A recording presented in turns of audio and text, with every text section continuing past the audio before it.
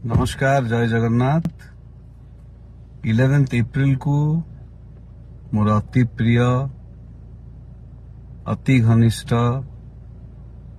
Pappu pompom Pappu भाईंकर film जोटा से निजे भी निर्देशना देइचंती एवं म्यूजिक भी देइचंती डस्टबिन रिलीज होगा पे जाउची। आपण मान आशीर्वाद एवं भल पाइबा कामना करुची। निश्चय देखिबे एवं भल पाइबा देबे। मन रखंतु एप्रिल 11 को डस्टबिन रिलीज होगा पे जाउची। मु देखिबी, आपण माने भी निश्चय देखंतु एवं भल पाइबा दियंतु। जय जगन्नाथ। नमस्कार, जय जगन्नाथ। 11 एप्रिल को मोर अति प्रिय अति घनिष्ठ पप्पू पम्पम पप्पू भाईंकर फिल्म जोटा से निजे भी निर्देशना देइचंती एवं म्यूजिक भी देइचंती डस्टबिन रिलीज होगा पे जाउची।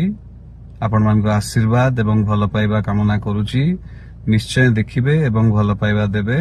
मन रखंतु एप्रिल 11 को डस्टबिन रिलीज होगा पे जाउची। मु देखिबी, आपण माने भी निश्चय देखंतु एवं भल पाइबा दियंतु। जय जगन्नाथ।